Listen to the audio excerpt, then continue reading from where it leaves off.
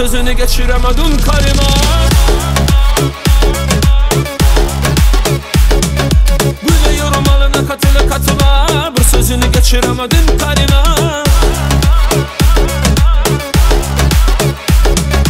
Daha niye veremedin ağzını payını vermeysen?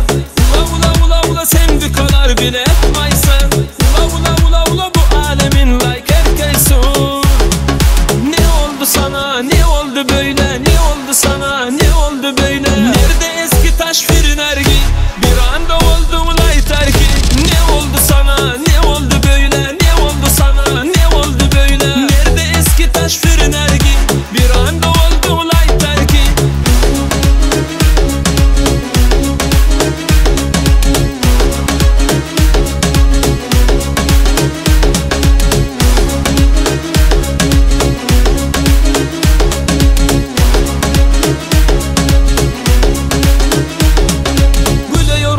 Katıla katıla bir sözünü geçiremedin kalime. Böyle yorumlarına katıla katıla bir sözünü geçiremedin kalime. Daha niye veremedin ağzını payını vermeysen? Ula ula ula ula sevdi kadar bile etmeysen. Ula ula ula ula bu alemin like erkeksin.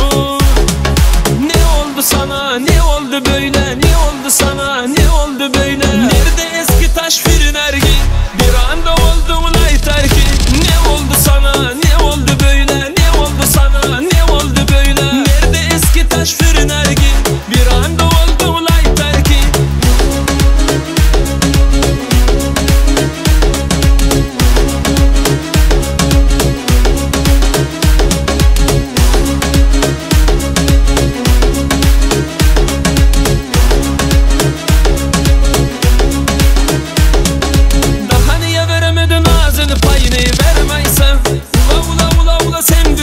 Bile etmeysen.